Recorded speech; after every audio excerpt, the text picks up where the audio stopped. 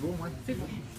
Donc Green Bureau, alors moi je suis gérant d'une entreprise qui s'appelle Green Bureau. Et c'est une entreprise un peu particulière, parce que c'est une entreprise à part entière. On fait de la mise en place du tri sélectif et la collecte de déchets dans les entreprises, les administrations et les collectivités. Donc à ce niveau-là, au niveau de l'activité elle-même, on est concurrent de grands noms que vous connaissez certainement, qui s'appellent Veolia, Cita. Cita, c'est la filiale déchets du groupe Suez, Paprec. Voilà, donc il y a des grands groupes industriels qui sont dans la collecte des déchets, et la collecte des déchets c'est un enjeu qui est énorme, parce qu'on produit tellement de déchets qu'il y a des enjeux, notamment des enjeux financiers qui sont énormes. Et donc nous on propose la même chose, c'est-à-dire qu'on propose la mise en place du tri sélectif, mais pas chez les particuliers, parce que chez les particuliers c'est la collectivité qui a la compétence de collecte et de traitement des déchets. Donc nous on va s'occuper des entreprises, des administrations et des collectivités. Pour une raison simple, c'est que normalement, théoriquement, au niveau de la loi, les entreprises, les administrations et les collectivités ont la responsabilité de la gestion de leurs déchets. Normalement, ce n'est pas la collectivité qui doit s'occuper de la gestion des entreprises, des déchets des entreprises. Donc on propose un service de collecte, et on collecte essentiellement du papier, du carton, des plastiques, des palettes, des piles, des cartouches, tout ce que vous pouvez avoir sur votre bureau et que vous mettrez un jour à la poubelle, du matériel informatique, etc. etc. Là où on est, donc jusque-là, on a la même prestation de service, et j'insiste là-dessus, on a le même type de prestation de service que les grands groupes industriels. Là où on va être différent, je vais le faire court, et puis après on sera sous forme de discussion, mais là où on essaye vraiment de se dire, on est dans les faits différents de ces grands groupes industriels ou des autres prestataires qui sont sur la collecte des déchets, c'est qu'on va utiliser cette prestation de service qui est vendue et qui doit être rentable, donc là-dessus on est vraiment comme une entreprise normale, mais on va se servir des déchets et de la rentabilité pour le mettre au service de l'environnement et de l'emploi, et pas au service d'un groupe de propriétaires de l'entreprise, etc. Donc concrètement ça se décline comment? Au niveau environnemental, collecter les déchets c'est bien, les recycler c'est bien, mais par contre si on va collecter chez vous des déchets et qu'on passe toutes les semaines de récupérer 20 kg, 30 kg, etc. Donc on n'optimise pas les tournées, c'est-à-dire qu'on pollue plus qu'on ne récupère de déchets, c'est-à-dire que le transport va polluer davantage que ce qu'on va récupérer chez vous, et que vous allez vous donner une bonne image, mais au niveau environnemental vous allez faire n'importe quoi. Donc on va essayer de voir avec nos clients comment ils peuvent stocker au maximum pour que nous on passe le moins possible. Moins on passe, moins on facture, donc c'est anti-commercial, mais moins on passe, moins on facture, plus on a de chances de mettre en place le tri, que ça soit cohérent, et derrière on garde nos clients, donc c'est pas si aberrant que ça. La deuxième particularité sur l'environnement, c'est qu'on va ensuite traiter ces déchets sur des filières qui sont, lorsqu'elles existent, locales, et sur des filières de valorisation qui sont ce qu'on appelle des filières cohérentes. Les filières cohérentes, c'est tout simplement de permettre à un matériel d'être réutilisé avant d'être démantelé pour être recyclé. Si vous avez un vieil ordinateur mais qui marche encore, des fois il vaut mieux le réutiliser en le redonnant ou en le reconditionnant, que de le démanteler et derrière de faire partir toutes les matières de cet ordinateur sur du recyclage. C'est du bon sens. C'est du bon sens.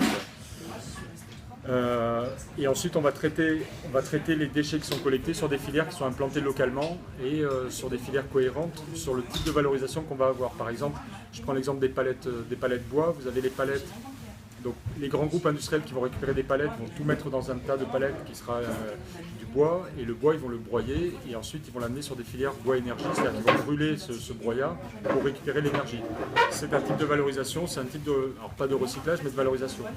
Nous on va plutôt trier les palettes en trois catégories. On a les palettes qui sont réutilisables en l'état, pas forcément revendables mais réutilisables. On a les palettes qui sont réutilisables en éco-construction, donc les grosses sections ou les grosses palettes. Et ensuite, on a les palettes qui ne sont absolument pas réutilisables. Donc la première partie réutilisable, soit on la revend, soit on la donne. La deuxième partie, on travaille avec des assos qui sont sur l'éco-construction. Et la troisième partie, on est sur des filières de traitement classiques. Mais là aussi, on avait une filière donc bois énergie. Et là, on a découvert il n'y a pas longtemps une filière où on pouvait récupérer ce bois, le broyer, mais l'amener dans les landes pour refaire des panneaux de bois. Ce qui nous semblait, donc c'est légèrement plus cher au niveau du traitement. Mais encore une fois, le côté économique, il concerne que la collecte des déchets. Et du coup, le modèle économique de notre société, il est basé sur la collecte et donc sur les producteurs de déchets qui nous payent le service de traitement, de collecte des déchets. Et derrière, le traitement, alors s'il est 3 fois plus cher, forcément ça aura une incidence, mais s'il est légèrement plus cher pour l'amener dans les landes pour refaire des panneaux en bois, ça passe économiquement plutôt que de le broyer et d'en faire de l'énergie, de le brûler. Donc ça, c'est le volet environnemental où on a quand même un gros souci sur le devenir de nos déchets. Et là aussi, contrairement à nos concurrents, hein, où quand on vous parle de recyclage ou de collecte sélective des déchets, on a un de nos concurrents par exemple qui présente un meuble où vous mettez les bouteilles, les piles, les cartouches, et dessous vous regardez sous le contenant, vous avez un seul contenant où tout est remélangé. Voilà, c'est complètement aberrant. Donc on donne l'impression que quand vous allez place Wilson, vous avez des poubelles qui sont doubles, mais derrière vous avez un seul camion qui passe ramasser ces deux poubelles. Vous avez des collecteurs de papier qui vont ensuite commercialiser le papier qui est collecté dans vos entreprises avec la Chine ou la Pologne, enfin l'autre bout du monde, qui rachètent le papier bien plus cher. Mais derrière, c'est pour faire partir des tonnes et des tonnes de papier collecté ici, à l'autre bout du monde, ça n'a pas de sens. Voilà, donc c'est survie là. Hein. C'est complètement. Voilà. Ben, c'est un peu, les déchets, c'est un peu comme le poisson qui est pêché en Atlantique, qui arrive à Brest, qui part à Rungis pour repartir à Brest pour être servi au restaurant à Brest. C'est exactement la même chose hein, sur les déchets. Si vous regardez un peu le circuit des déchets, vous regardez sur la rocade, vous avez un camion sur 3 qui est une benne de déchets. Donc il y a des enjeux qui sont énormes. Et derrière, si économiquement c'est plus rentable de renvoyer ce papier en Pologne, en Chine, etc., ben, ils vont le faire. Donc voilà, on est sur cette particularité au niveau environnemental et encore une fois, en faisant en sorte qu'économiquement, ça soit quand même viable. Et c'est viable. Et l'autre partie, elle est sociale ou sociétale, enfin appelez ça comme vous voulez. Le tri sélectif, c'est 4 fois plus d'emplois que l'incinération ou la mise en décharge. Donc ça, c'est pas chez nous, hein, c'est tout le monde, c'est les chiffres de l'ADEME. Donc 4 fois plus d'emplois grâce au tri sélectif que l'incinération ou la mise en décharge. Et ces emplois sont pas ou peu qualifiés, c'est des emplois de manutention, hein, de chargement, de déchargement, on baigne, on tire, on pousse, enfin, etc. Du coup, on va profiter entre guillemets de l'activité qui permet de créer des emplois pour avoir un agrément avec l'État, donc d'entreprise d'insertion, et d'embaucher pour réaliser ces tâches de collecte de déchets des personnes qui sont fortement éloignées de l'emploi. Et c'est des personnes qui sont titulaires chez nous d'un contrat de travail à part entière, mais un contrat qui doit leur permettre d'une part d'avoir un revenu et un statut social, et d'autre part de résoudre leurs problématiques socio-professionnelles pour accéder ensuite à un emploi pérenne, qui soit chez nous à l'extérieur. Voilà. Donc ça concerne une partie des salariés, et l'autre partie, vu qu'on est en coopérative, donc en SCOP, sont des salariés qui sont associés à la coopérative. Et là aussi, c'est un volet important de notre activité, parce qu'on est 17 aujourd'hui, hein, c'est une petite boîte, on est 17 salariés. Il y a 8 salariés qui sont en insertion, donc qui sont a priori sur des projets autres que la logistique. Hein. Il y en a un qui risque de sortir de chez nous là actuellement et qui est sur un projet d'électricité.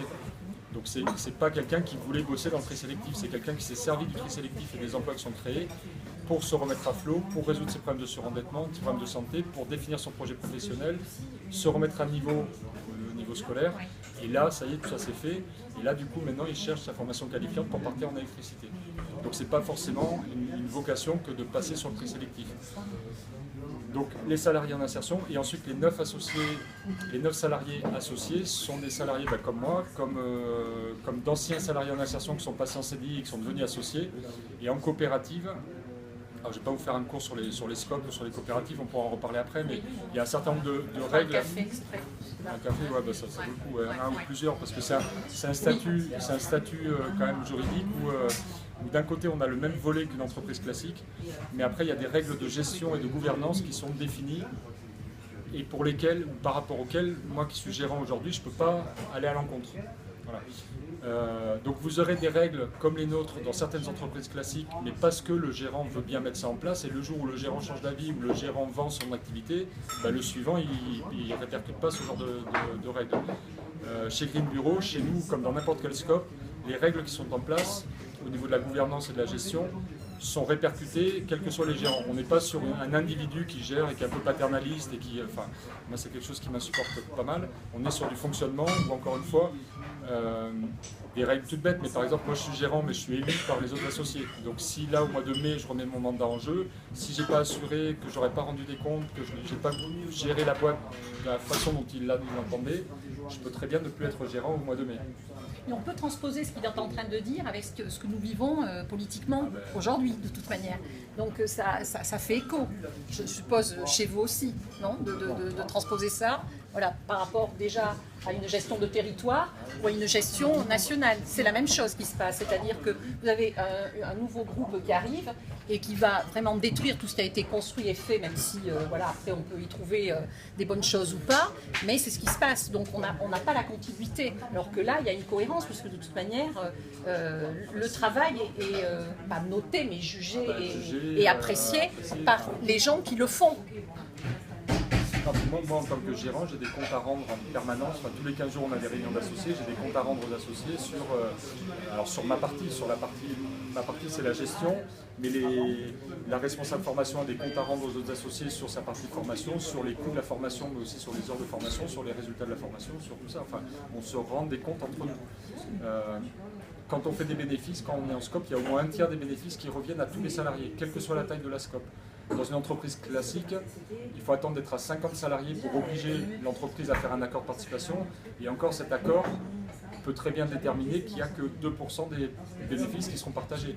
Chez nous, c'est obligatoire à partir de 2 salariés, quel que soit le gérant, encore une fois, c'est statutaire, et il y a au moins un tiers des bénéfices qui vont à tous les salariés. Et là, insertion, pas insertion, on n'est pas sur t'es associé, tu as une prime parce que tu as bien bossé, je te donne 2500, toi je te file 500. C'est une règle de calcul en fonction du nombre d'heures qui ont été passées dans l'entreprise au cours de l'année. Donc là-dessus, il y a une dépersonnalisation de la prime, c'est pas une prime, c'est une obligation, encore une fois, et c'est le partage, c'est tout simplement là une application concrète du partage des richesses. C'est-à-dire que si on a fait des bénéfices, on considère qu'on était 17 à faire des bénéfices, et du coup les 17 personnes ont contribué à un moment donné avec leur force de travail, leur capacité, leurs moyens, etc. Et donc les 17 ont droit aux bénéfices. Et ces bénéfices ne sont pas déterminés par un gérant qui va déterminer encore une fois de façon assez injuste qui a droit à combien, mais par des règles de répartition, c'est une clé de répartition d'une bête. Ouais, c'est en proportionnel. C'est proportionnel, alors chez nous c'est au nombre d'heures. Voilà, au nombre d'heures, au nombre de mois d'activité dans l'entreprise et tout. Ouais. Voilà. Il y a un autre tiers des bénéfices qui va repartir en réserve, ce qu'on appelle en réserve impartageable pour l'entreprise. Parce qu'on considère en scope que ce qui nous permet de vivre, c'est le travail donc le salaire, et que le salaire il vient de l'outil de production de l'entreprise, qui ne devient plus un gros mot avec un patron, etc., mais qui devient notre outil de production à nous les associés. Et du coup, c'est ça qu'il faut préserver avant tout. Et c'est ça qui nous donne du travail, et le travail nous permet de nous enrichir. C'est pas le capital qu'on a mis dans une scope qui nous permet de nous enrichir, c'est le travail. Le capital dans une scope ne rapporte rien. Moi, j'ai mis 5000 € dans Green Bureau quand j'ai démarré en 2008. Si demain je pars de Green Bureau, alors que Green Bureau a augmenté, on était 2 quand on a commencé en 2007 aujourd'hui. Si demain je repars de Green Bureau, je récupère mes 5000 €. Je ne récupère pas 980 000 € que vaut la boîte aujourd'hui. Je récupère ce qui permet de s'enrichir dans une scope, encore une fois, c'est le travail. Donc ça ne veut pas dire qu'en scope, on est miséreux, bénévole, etc. On travaille, on est salarié. Pour certains d'entre nous ont envie de s'enrichir, c'est pas un gros mot, sauf que s'ils veulent s'enrichir, encore une fois, c'est par le travail, et donc par le salaire, ou par les bénéfices.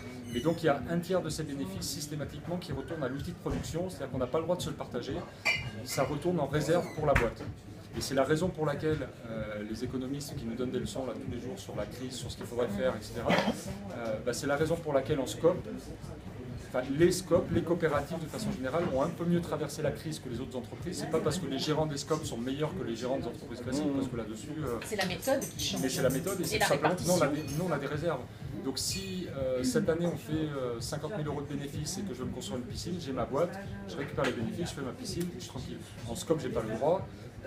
Là-dessus, je vais devoir mettre sur 60 000 €, je vais devoir en mettre au moins 20 000 en réserve pour la boîte et 20 000 qui vont s'accumuler aux réserves des années précédentes, etc. Ce qui fait que l'année prochaine, si on perd un gros marché, nous en scope, on a des chances de ne pas couler parce qu'on a ces réserves. Alors il va falloir vite retrouver les marchés, il va falloir... C'est un bad qu'on n'a pas, et encore une fois, c'est un bad qu'on n'a pas le droit de se repartager. C'est-à-dire qu'au bout de 10 ans, on n'a pas le droit de se dire, on a 500 000 € en réserve, on ne va pas en avoir besoin. Donc entre associés, on se la partage et on se donne 10 000 50 000 € chacun. On n'a pas le droit. Vous pouvez reprendre les 3 tiers alors? Il y a 3 tiers. Il y a 3 tiers. Il y a 2 tiers minimum, et le dernier tiers va, ce qu'on appelle en dividende pour les associés. Et ça, ce dernier tiers, on a le droit de le réduire à 0. C'est-à-dire que les 2 premiers tiers ont un plancher, c'est-à-dire qu'on a le droit de faire 50-50, 50 pour les salariés, 50 en réserve, et pas distribuer de dividendes. Si on veut distribuer des dividendes, donc les dividendes c'est des actions, c'est du profit là pour le coup pour les actionnaires, on va parler clairement, c'est-à-dire qu'en scope on utilise d'autres mots, dividendes pour les associés, mais c'est ça. Mais cette partie-là, en scope on a le droit de la réduire à 0, de ne pas distribuer de dividendes. D'accord ? Donc c'est les 2 premiers tiers qui sont importants parce que généralement la moyenne dans les scopes c'est soit 50-50, soit 45-45, c'est-à-dire 45 de participation, 45 en réserve et 10% du résultat qui est partagé entre les associés. Voilà. Et pas les autres salariés.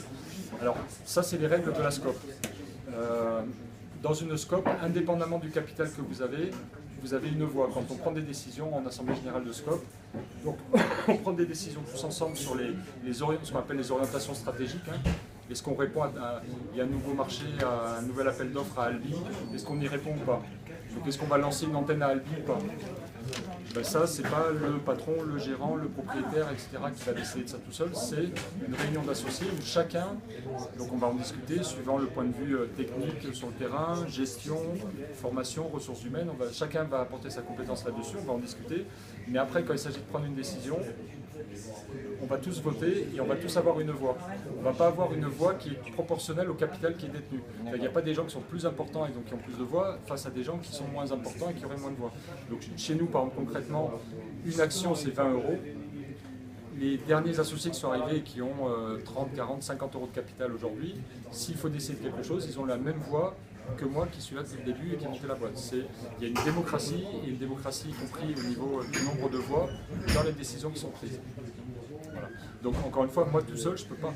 Alors, ça c'est les règles de gestion. Après, concrètement, ce qu'on a réussi à faire chez Green Bureau, c'est jamais une décision qui est encore une fois le fruit du gérant qui est gentil ou de la gérante qui est méchante, etc. Mais après, ce qui m'intéresse aussi de partager avec vous, donc ça c'est la partie présentation un peu de la boîte, carte d'identité. Concrètement, il y a, je vais juste finir là-dessus, mais vous donner quelques exemples qui sont quand même intéressants sur des a priori ou sur des messages qu'on entend tout le temps et qui sont quand même alors faux ou en partie. La première condition, c'est quand même d'être sur une activité qui est rentable, économiquement.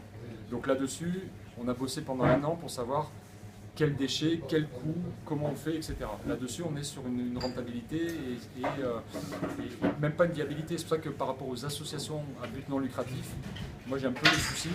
Parce qu'autant à titre perso, aller dans une assoce et militer, etc., ça me va, voilà. Autant quand on parle d'une activité économique, je suis désolé, mais chez Green Bureau, ce qu'on a mis en place n'aurait pas pu être fait si on n'était pas lucratif, tout simplement. Donc le profit, moi ça me fait pas peur. Et au contraire, j'en recherche, et je vous le dis franchement. Et c'est quand on n'en recherche pas et qu'on a une activité économique que ça me gêne. Parce que si on n'a pas de lucrativité et qu'on a une activité économique, on coule. Ou alors on va demander des subventions à des élus ou à des fondations privées. Moi dans les deux cas, demander à des élus, ça veut souvent dire copiner avec eux, enfin c'est ma perception, je vais être subjectif, mais c'est rarement une relation de partenariat et d'égal à égal, d'une part, et d'autre part les élus sont faits pour être changés, et du coup si vous avez un accord ou un point de vue assez bienveillant avec un élu et que le lendemain il change et que le suivant ne veut plus, votre projet se casse la gueule, et derrière vous avez des emplois, des activités. Copiner avec des fondations d'entreprise qui sont les mêmes qui derrière vont produire les demandeurs d'emploi que vous allez accueillir en... Bon, enfin voilà, c'est un peu... Donc il faut qu'à un moment donné il y ait une lucrativité de l'activité. Ça c'est la première condition et sans ça on n'aurait rien pu faire. Par contre après derrière c'est qu'est-ce qu'on fait de cette lucrativité encore une fois? Est-ce que c'est, alors pour parler ou pour schématiser ou caricaturer, mais est-ce que c'est un patron qui met ça dans sa poche et qui fait trimer les gens? Là, dans ces cas-là, on ne se retrouve pas forcément sur la même ligne. Où est-ce qu'on met cette lucrativité? Encore une fois, au service de l'environnement et au service de l'emploi. Voilà. Mais ça c'est des décisions que même Veolia peut prendre cette décision-là aujourd'hui. Enfin, voilà. Chez nous, encore une fois, je vous disais, si le traitement d'un déchet peut être légèrement plus cher mais plus cohérent, la lucrativité ou le fait que ce soit la collecte ait été rentable peut nous permettre de prendre cette décision. Voilà. Quand on a décidé de mettre en place à un moment donné, on travaille sur des boulots qui sont par exemple physiques, manuels, peu qualifiés. Donc on travaille avec des gens qui ont tous des problèmes, alors qui ont eu ou qui ont des problèmes de santé, parce qu'il y a notamment des gens qui ont bossé dans le bâtiment, sur les postes de manœuvre, etc. Puis quand la boîte a fermé, se sont retrouvés sans boulot à 45, 50 ans, sans qualification, etc. C'est avec des gens comme ça qu'on bosse. C'est des gens qui retrouvent un boulot peut-être chez nous, mais qui ont eu ou qui ont des problèmes de santé. Donc pour nous, une des premières priorités, c'était de mettre en place une mutuelle, bien avant qu'elle soit obligatoire dans les entreprises. De mettre en place une mutuelle. La mutuelle, elle a été mise en place en 2010. Elle est payée à 80% par la boîte, par la coopérative. Ce qui fait que pour 20 € par mois, chaque salarié de Green Bureau bénéficie d'une mutuelle qui est de qualité et peut en faire bénéficier sa famille. Bon. Donc mettre en place une mutuelle qui coûte 100 et quelques euros par salarié, c'était un choix de la boîte de se dire ces profits ils ne vont pas aller dans notre poche, on ne va pas redistribuer des dividendes ou voilà.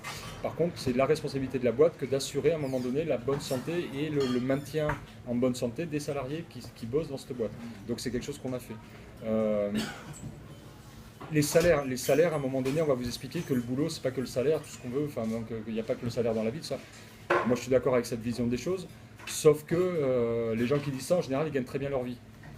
Et que si vous êtes au SMIC, en dessous du SMIC, eh bien, le salaire, il n'y a peut-être pas que ça dans la vie, mais ça joue, quoi. Et quand vous faites un boulot qui n'est pas qualifié, que vous gagnez le SMIC et que la seule perspective que vous avez, c'est de continuer à faire ce boulot pendant 20 ans, 30 ans, 40 ans en restant au SMIC, forcément, c'est quand même assez peu enthousiasmant au niveau de la perception de la vie professionnelle. Donc il n'y a pas que le salaire, mais le salaire compte. On a décidé chez Green Bureau d'augmenter les salaires, notamment les bas salaires, ceux qui sont sur donc y compris les salariés en insertion. Là, je ne fais plus de différence, salariés en insertion ou associés, il n'y a plus de différence du tout. Hein. Là, c'était quand on faisait Quelle est la grille pour Alors, le salaire minimum chez Green Bureau, c'est 1 480 € net sur 13 mois. Ça, c'est le salaire de base. Et on a limité aussi l'écart de salaire, parce qu'en fait, ce qui est important, c'est pas qu'un directeur ou qu'une direction dans une boîte touche 10 000 € par mois. Franchement, je vais vous surprendre, mais ça ne me choque pas. Ce qui me choque, c'est quand il y en a qui gagnent 10 000 € et qu'il y en a d'autres qui gagnent le SMIC ou qui gagnent moins que le SMIC. Mais si un directeur ou une direction, une équipe de direction veut gagner 10 000 € et que les salariés qui sont manœuvres, etc., en gagnent 9 000, il n'y aura rien de choquant dans la boîte. Donc ce qui est choquant dans une entreprise, c'est l'écart de salaire entre les deux. Donc on l'a limité alors, statutairement de 1 à 4. Et aujourd'hui, il est de 1 à 1,4. Donc en gros, les plus bas salaires sont à 1 500 et les plus gros sont à 2 000. Voilà. Et on est 3 à avoir le plus gros salaire, et donc à 2 000, et les plus bas sont à 1 500 sur 13 mois. Donc voilà, et ça, encore une fois, moi ce qui m'intéresse, c'est pas de vous dire, oh, regardez, chez nous c'est super, parce qu'il y a aussi des problèmes, ne vous inquiétez pas, il y a des soucis. Dès que vous mettez un collectif et tout ça, ce qui est intéressant, ou quand on intervient en école de commerce, ou ça, c'est juste pour dire, c'est pas forcément ça qu'il faut faire, c'est pas forcément le mieux, faites ce que vous voulez. Par contre, ça, économiquement, c'est faisable. Arrêtez de nous dire que le SMIC à 1 500 €, c'est pas possible. C'est faisable. Après, ça dépend comment on répercute les richesses de l'entreprise et vers quoi on les oriente. Chez nous il y a 75-76% l'année dernière des revenus qui repartent ce qu'on appelle en masse salariale. Salaire, cotisation sociale, et pas charge sociale, cotisation sociale, hein, c'est cotisation, c'est du salaire différé, hein, donc c'est quand même du salaire, les cotisations sociales. Il faut arrêter de se battre contre. Hein. Il y a des gens qui sont battus pour qu'il y ait des cotisations sociales. Moi, je suis un fervent défenseur des cotisations sociales. Mais salaire, cotisations sociales, mutuelles, formation, etc., c'est 76% du chiffre d'affaires. Quand on facture 100, il y en a 76 qui reviennent alors, sur le territoire, pour le coup, et en salaire. En salaire, en force de voilà. Et c'est fondamental. Et encore une fois, économiquement, c'est une société qui est tout à fait viable. Ça fait 8 ans qu'on dégage du bénéfice. Pour une raison toute simple, encore une fois, c'est pas qu'on est meilleur que les autres. Donc, d'une part, c'est possible, et de deux, la seule conséquence qu'il faut pour répartir de cette façon-là, c'est, enfin, il y a trois, à mon avis, il y a trois choses qui sont indispensables. La première, bien évidemment, mais c'est la volonté de la boîte de faire ça, et souvent, c'est pas le cas de la direction. La deuxième, c'est en avoir les moyens. Il faut que ça soit une entreprise qui soit rentable. Forcément, si elle perd du fric et que l'activité ne le permet pas, vous ne distribuez pas la misère. Hein. La misère, enfin, je crois que pour être socialiste, il faut quand même être riche, quoi, à un moment donné. Enfin, au niveau pas personnel, mais au niveau de la société, quoi. Y a pas de, c'est compliqué quand même de partager la misère. Et ensuite, c'est une organisation du travail qui est complètement différente. Mais chez nous, on a par exemple, on a complètement enlevé la couche intermédiaire de contremaître, qui serait en gros une personne qui serait chez nous au dépôt et qui passerait sa journée à surveiller les camions qui sont en collecte partout. Donc on a chez nos concurrents ou dans d'autres boîtes, toutes les boîtes de livraison, etc., vous avez tous les camions qui sont équipés de GPS, et avec, les GPS c'est bien beau, hein, ça vous dit où est le camion, ce qu'il fait, etc. Mais derrière, il faut les lire ces données. Donc vous payez un contremaître ou un agent de maîtrise ou quelqu'un qui va toucher 2000 balles net, donc il va te coûter 4000, 4500 € net, enfin avec les charges à l'entreprise. Et c'est quelqu'un qui va surveiller les autres, mais qui va être absolument productif. Ce poste-là, vous le supprimez, vous distribuez son salaire, vous le répartissez à tous ceux qui ont plus de petits chefs. La contrepartie, c'est de partir sur une notion de responsabilisation de tout le monde. Et de se dire que les salariés, finalement, quand vous faites semblant de les payer, ils vont faire semblant de bosser. Par contre, si vous les payez correctement et que vous les investissez sur la boîte, ils vont bosser correctement et ils vont s'investir sur la boîte. Pas plus, pas moins. Ils ne vont pas être surinvestis, ils ne vont pas être sous-investis, ils vont pas... C'est aussi simple que ça. Le pari, en tout cas, de Green Bureau au début, c'était ça. Et la plus grande satisfaction qu'on puisse avoir aujourd'hui, c'est de se dire que, encore une fois, alors je ne sais pas si à l'échelle d'une société, à l'échelle d'une plus grosse boîte, moi ça je ne sais pas si ça peut marcher ou pas. Mais en tout cas, à l'échelle de ce qu'on fait avec notre activité sur Toulouse aujourd'hui, ça peut marcher. Voilà, c'est aussi limité que ça. Moi je ne suis pas prof, je ne vais pas donner des leçons à tout le monde, mais c'est quelque chose qui n'est pas complètement inconcevable. Et sur la responsabilité des salariés, en fait, encore une fois, insertion, pas insertion, il y a quelque chose, il y a une mesure qui ne nous a pas coûté très cher, mais que finalement on a mis en place et qui est vraiment intéressante, c'est qu'on a décidé une année, je crois que c'était en 2012, de payer les 3 jours de carence. Vous savez, quand vous êtes malade, Oui. les 3 premiers jours ne sont pas payés. Donc on a décidé de les payer parce qu'on s'est dit que finalement celui qui était malade, il avait une double peine. Il était malade et en plus de ça, à la fin du mois, il était moins bien payé. Donc c'était quand même compliqué. Donc on a proposé de payer les 3 jours de carence en comptant le coût, ce que ça allait nous coûter, parce qu'on ne pouvait pas non plus... parce que là, tout le monde vous dit, ah bah si vous payez 3 jours de carence, n'importe tes salariés, à la moindre grippe, ils vont s'arrêter 2 jours. Forcément, ils sont payés. Parce que cette règle avait été mise en place pour que les gens n'abusent pas des arrêts maladie. Je crois que c'est revenu à un, ça veut pas... Les jours de carence, ils sont toujours pas payés. Je veux dire, l'avion, c'est un jour. Ah non, non, Ah c'est non, 3 non, jours. non, Ah bon, c'est non, c'est 3 3 jours. Je jours. sais pas, le gouvernement socialiste avait dit qu'il revenait sur C'est ça. pas Ah, non, prêt non. d'être Non, diminué là. il voulait revenir là-dessus, mais pour les fonctionnaires, et voilà, sur quelque chose, mais sur le, Pas sur le régime sur général. sur le régime général, c'est 3 jours. Et je pense que la tendance, ça sera plutôt de passer sur 4 jours ou 5 jours que de revenir dessus. Absolument. Enfin, dans le relisez programme d'un certain... relisez le programme de que je Fillon sur la nommerai Sécu. pas. Voilà, absolument. Voilà. Il y a quand même des objectifs qui sont... bref, enfin, ils vont passer d'abord à 4 jours, et puis après à 5, et puis ça sera bon. En tout cas, on les paye.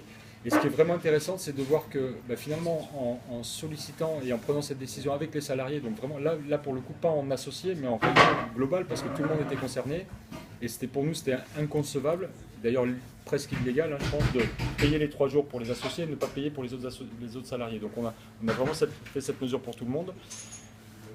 C'est une mesure qui nous coûte, je sais pas, 1 500 ou 2 000 euros par an. C'est peanuts, c'est vraiment rien du tout. Et depuis qu'on a fait ça, on a un taux d'absentéisme qui n'a jamais été aussi bas. C'est-à-dire qu'en gros, les gens, ça veut pas dire qu'ils sont moins malades, mais étant investis dans la boîte, des fois ils viennent bosser alors que peut-être par ailleurs ils se seraient arrêtés. Et à l'inverse, quand ils ont une gastro ou un truc comme ça, qui aurait besoin de 3 jours, voire 4 jours, et que le public vous dit, ah bah tiens, je vous mets la semaine, eux ils vont dire, bah non, moi je suis payé, donc combien de jours, enfin, s'il y a 3 jours de gastro, ils s'arrêtent 3 jours, et le 4e ils viennent reprendre. Il y a un taux d'absentéisme.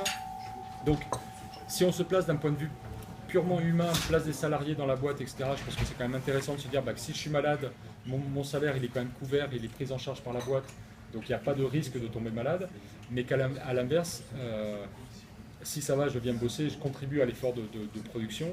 Donc ça c'est le volet humain, mais même si on oublie complètement ce côté humain, d'un point de vue purement gestion, c'est y compris quelque chose de rentable, contrairement à ce qu'on pourrait croire. C'est-à-dire qu'on va menacer les salariés en leur disant si t'es malade, t'es pas payé, donc viens quand même bosser.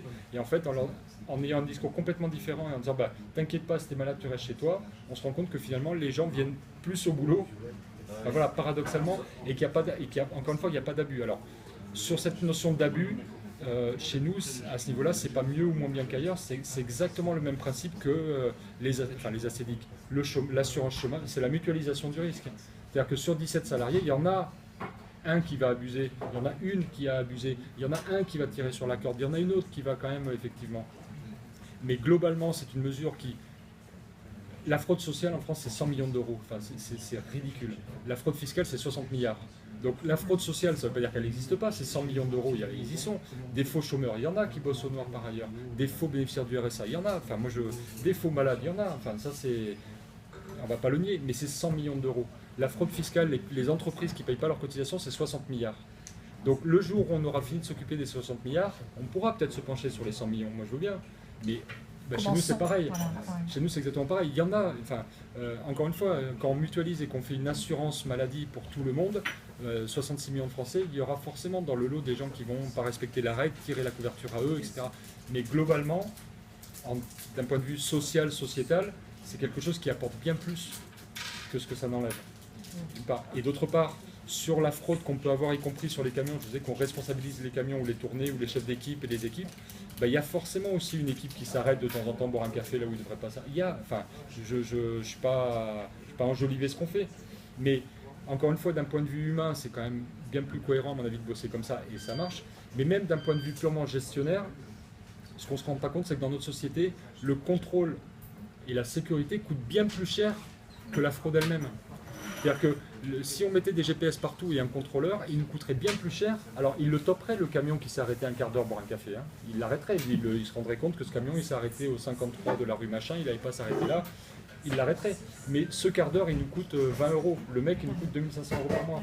Donc là, le contrôle de la fraude et le flicage des gens que ce soit dans la société d'ailleurs comme dans une entreprise, c'est exactement la même chose, coûte bien plus cher, mais vraiment beaucoup plus cher que la fraude elle-même. Voilà, donc c'est partir de ce principe et de se dire que pour le fraudeur, parce qu'on va l'appeler comme ça, finalement, oui, il faut l'éviter, enfin moi je suis pas pour, mais voilà, mais pour la société, que ce soit la société côté entreprise ou la société côté la France, finalement, c'est pas ça qui met en péril, encore une fois, tous les acquis qu'on a pu avoir et pour lesquels des gens se sont battus, quoi.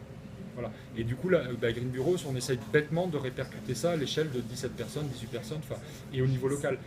Dernier point sur le local, c'est que la collecte des déchets, vous pouvez imaginer que le papier, il y en a partout, donc on peut faire ça partout pareil. Nous, on essaie de se développer en Occitanie pour tout simplement pouvoir apporter une réponse à Cahors, à Montauban, et le même type de réponse que ce qu'on fait ici. Et on se développe à une seule condition, c'est-à-dire qu'on se développe en trouvant des partenaires qui sont implantés localement sur ces territoires où on veut se développer. C'est hors de question pour nous de nous développer via des franchises. La franchise, pour nous, c'est le moyen de gagner de l'argent sans travailler, et finalement de louer un nom. Alors parce qu'on aurait réussi à Toulouse, on va vous vendre ça, et toi, tu n'as qu'à trimer, et 10% de ce que tu vas travailler, tu nous le rends parce que nous, on a réussi. Donc c'est hors de question. Par contre, se développer en partenariat avec des coopératives, des entreprises d'insertion, des structures qui sont déjà implantées sur ces territoires, et nous, on apporte notre savoir sur les déchets, et eux vont apporter la connaissance du territoire, c'est quelque chose qui est fondamental.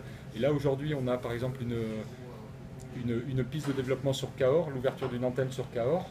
Cahors, c'est 20 000 habitants, donc on ne peut pas calquer ce qu'on fait à Toulouse sur Cahors. Cahors, il y aura peut-être d'autres déchets, il y aura peut-être plus de palettes et de films plastiques des agriculteurs que de papier. Il faudra peut-être bosser sur Cahors, Caussade, Figeac, sur un territoire bien plus grand, donc avec une notion de tournée. Donc ça, nous, on ne le connaît pas de Toulouse, donc on ne va pas arriver de Toulouse en disant, regardez, on a fait ça, on va le calquer là-bas. On a trouvé une structure qui est implantée sur Cahors. On a embauché là-bas un chargé de mission qui est de là-bas et qui bosse sur la création avec l'autre structure.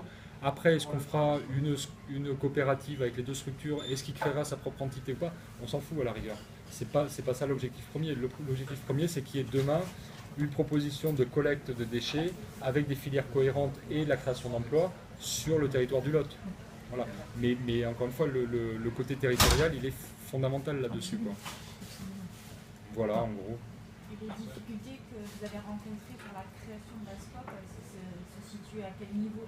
Si vous allez en repérer Les difficultés, elles sont... il y en a, hein. Il y a la plus grosse... Enfin, il y en a un paquet. Après, on a toutes les difficultés classiques du développement d'une activité, de trouver des clients, d'être crédible et tout ça. La plus grosse difficulté, c'est d'arriver... Alors, avec ce discours, mais un peu... moi, j'ai monté Green Bureau tout simplement parce que j'avais ces idées-là et que dans la boîte où j'étais avant, on me disait que c'était n'importe quoi. Alors, à l'époque, j'avais 30 ans, donc j'étais jeune et on me disait voilà, que c'était bien beau, mais tu gères pas une boîte, mais tu te rends pas compte, etc. Mais finalement, porteur de projet, c'est le même discours qu'on entend. C'est-à-dire qu'en gros, si on arrive avec un business plan, quelque chose qui est vraiment... ce qu'on vous apprend en école de commerce, carré, business plan avec un truc, une rentabilité, un excellent bruit d'exploitation, machin, etc. Et on est relativement bien accompagné, soit on sort un peu de ces schémas-là, et les organismes qui vous suivent, finalement, il n'y en a plus beaucoup. Il y a l'Union régionale des SCOP, et la Fédé des entreprises. Est-ce qu'il y a des aides de l'État non. pour la création des SCOP? Mais c'était pas leur souhait de toute façon. Non, il y a des aides de l'État, il y a des aides... Non, la création de la SCOP, il y a la moitié de l'accompagnement qui est pris en charge par l'État et l'autre moitié qu'on paye.